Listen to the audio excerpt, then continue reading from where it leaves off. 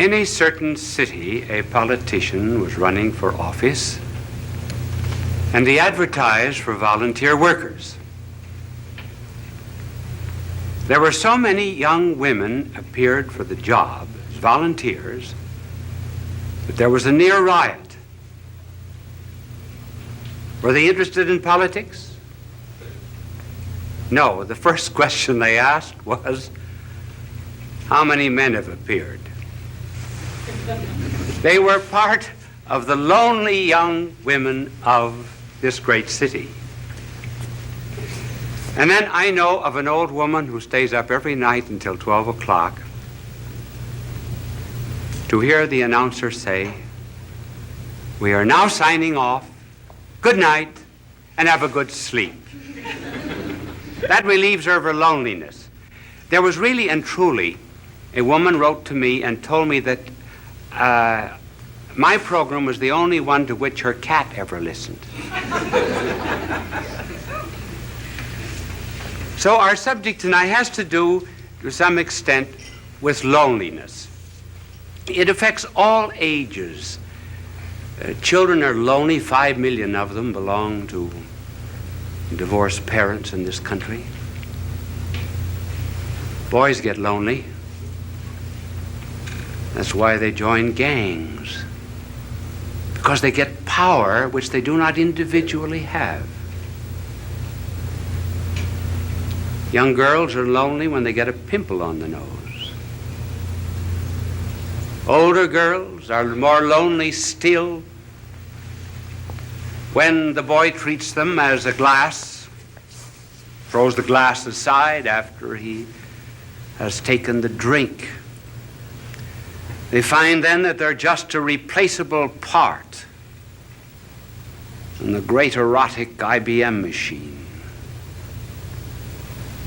Their loneliness increases.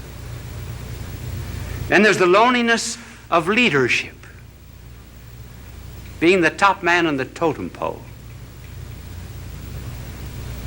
There's the loneliness of being at the bottom of the totem pole, because you're just one of the masses. You're apt to lose your personality. The loneliness sometimes of marriage, where all the jokes have been told. There's no new event to narrate. And it's the terrible solitude of being alone together. And then even when it does remain fine and noble and rich, even in moments of greatest unity, there is a feeling of apartness after such an ecstasy. One hopes to completely submerge oneself, and yet one finds oneself back again. The hypochondriacs, of course, are lonely. And so we were asked to talk on this program about this subject of loneliness. And I'm going to give, after these facts, which we've just narrated, I'm going to give first the causes, and then I'm going to suggest some remedies. Now, I didn't know whether to use the blackboard or not. My angel is here, and I cannot think of any diagram that I could use. Just write causes on the board. So I'm afraid I will not be able to use my angel, but just before I came on the program, he wanted to know if I would play a game of golf with him tomorrow. And I told him that I was not old enough for golf because I play tennis twice a week. When I get old, I am going to play golf, and I'm going to have a wagon, too, to take me around from hole to hole. But he was telling me that the other day he was playing golf, and he drove off 225-yard hole it was, and the ball went right into the cup. And he looked up to heaven and he said, "Dear Lord, let me do this by myself." He's not a lonely angel, as you see.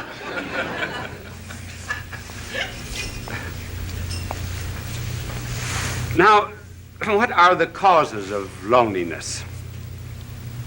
Well, one of the causes of loneliness has to do, first of all, with the lonely people themselves. And another reason why they are lonely is because of people who are not lonely. First of all, on account of the lonely themselves.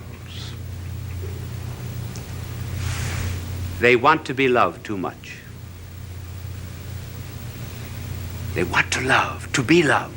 Now, there's nothing wrong about wanting to be loved, because we're all Stradivarius violins without bows.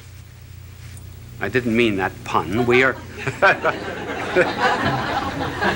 one of the difficulties of an unprepared, unscripted play. And we're cups without saucers. We are to be complimented. But the deep loneliness of which we are speaking comes from an excessive desire to be loved. The more I want to be loved,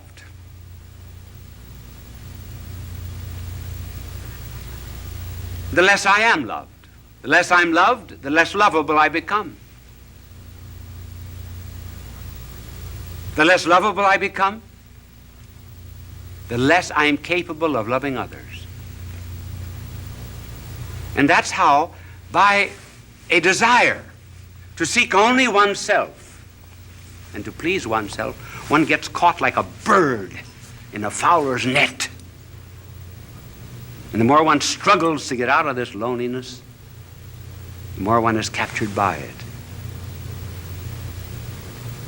Just take some concrete examples of this desire to be loved. I know of a mother whose daughter was away at college.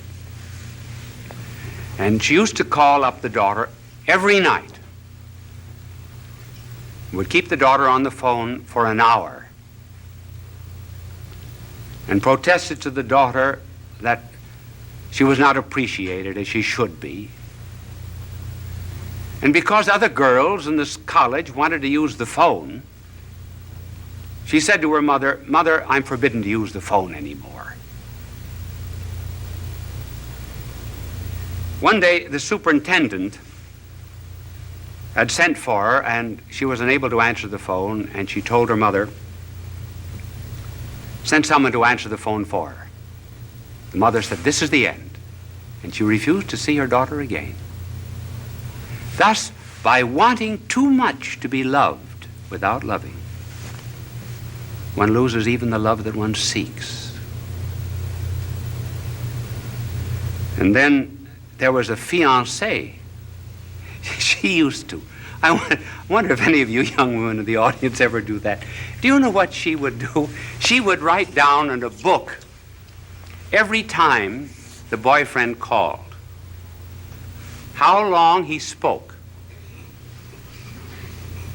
She also wrote down how often he wrote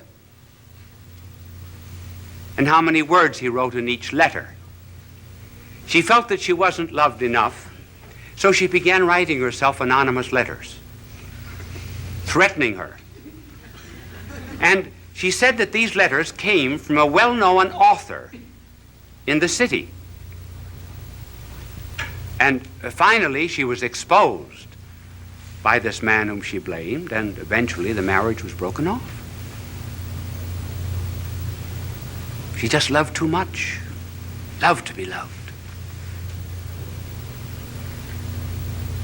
And then there was the wife who felt that her husband was paying no attention to her, insisted that he stay away from work. She wanted to go to a picnic, wanted to go to the beach, and he found excuses many times, and finally he lost his job. The marriage broke up. So one of the principal reasons of loneliness, therefore, is this egotism which seeks only oneself. And you can already see the cure anticipated by the mere fact that we mention this cause. But then there's another cause of loneliness, and that's on the part of the people who are not lonely. they do not bring any love to these people.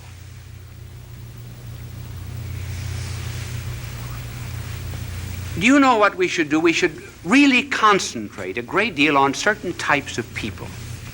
We should concentrate on the unfortunate, on the poor, on the socially disinherited, on the unloved, particularly the unloved, and on the ugly. And we bring love to them. We put love into them. Then they become lovable. Now, for example, you are very lovable to God. Did you know that? You say, well, what is there in me to love? Nothing. But he put his love into you. That's why you're lovable. And that's what we have to do with other people. And so the loneliness of these people is increased also because the rest of us will not listen to them. Listening is a therapeutic. There was a psychologist who formulated a marriage case that involved sexual, financial, social, and legal complications. He went to 100 clergymen and 100 priests to present the story, and he carried a stopwatch with him. Do you know how long they listened? The average was 2.5 minutes. Then off-the-cuff answer. They refused to listen. They refused to care. George Bernard Shaw has something rather good on that subject. In his play St. Joan, King Charles says to Joan, "Why do not the voices come to me? I am the king."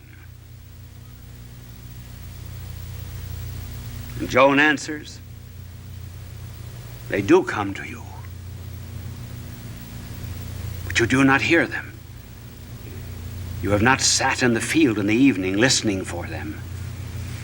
If you prayed from the bottom of your heart and listened to the thrilling of the bells and the trilling of them after they had stopped ringing, you would hear the voices, just as I do." In other words, listening is a therapeutic,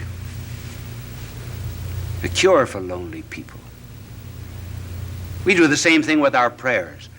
We wouldn't do to a doctor what we do to God. Would we go into a doctor and mumble off all of our symptoms and then say, "Bye, doctor"? Not listen. So listening on our part, refusal to listen, is one of the causes that intensifies this forsakenness. Now, what is a cure? Well, there are several cures, and we will just have time to mention one that is very important, namely caring for other people. When we're lonely, go out and serve. Then loneliness goes out through our fingertips. Our heart opens.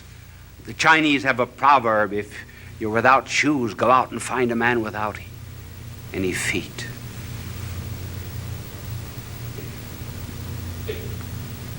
Caring for others. I remember when I first went to Europe to study, to do my university work as a young priest. The first Christmas I was lonely. I was really lonesome. I think it was the only time in my life I was lonesome.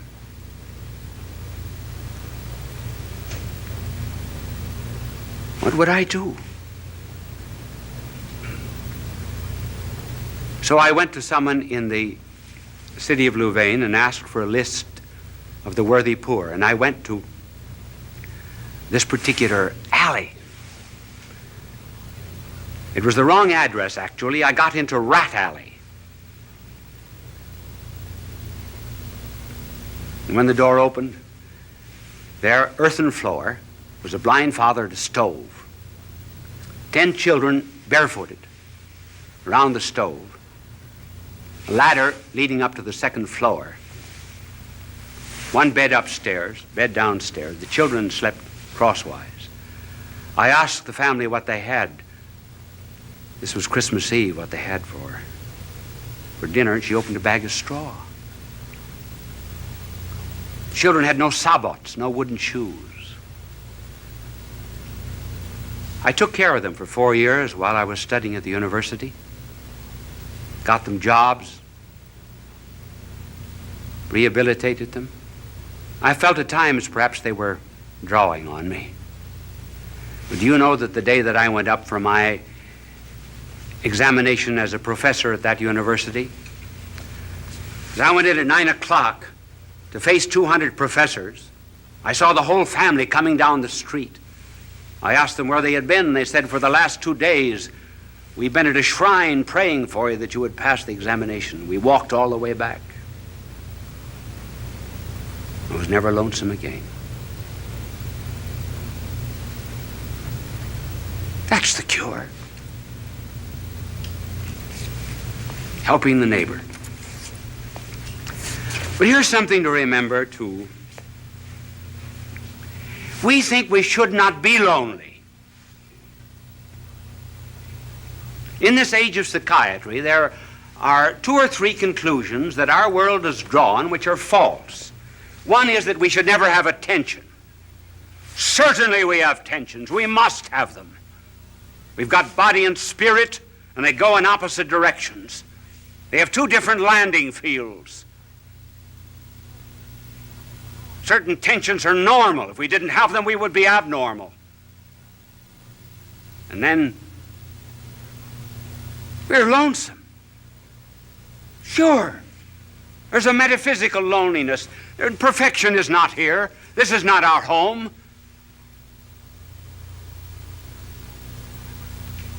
I've got something that I want in my heart that nothing on this earth can satisfy, and nothing can satisfy you either.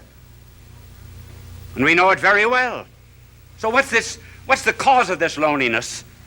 What are we looking for? Well, we say we're looking for God. Yes. But then I know what you will answer. What does God know about loneliness? Now that's a good question. That's a good question. What does he know about loneliness? Does he know anything about the loneliness, for example, of a babe in Afghanistan who has no better home than just straw? Does God know anything about the loneliness of a mother who has to gather up a child in order to escape a dictator and fly halfway across Africa?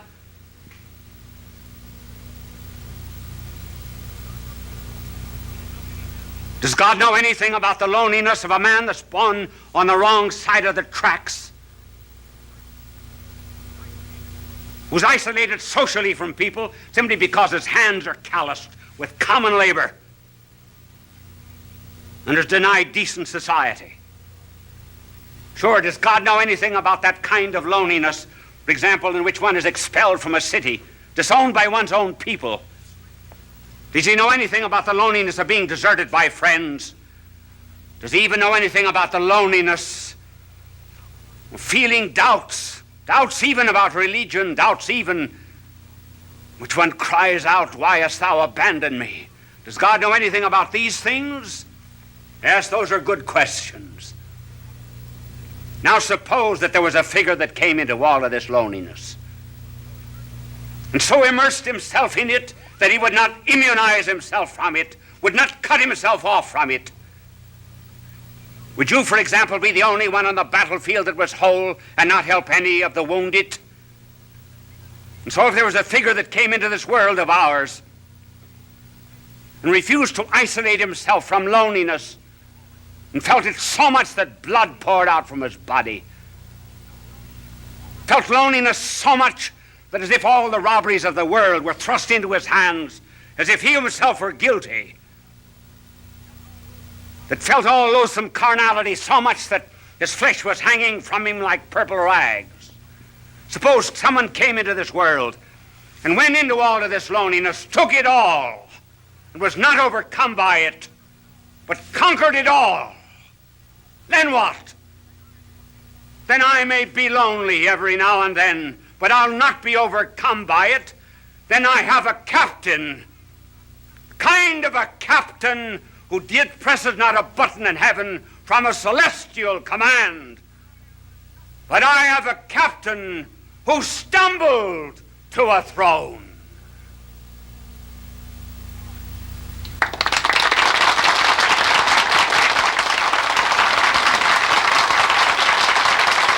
Bishop Sheen will return in a moment.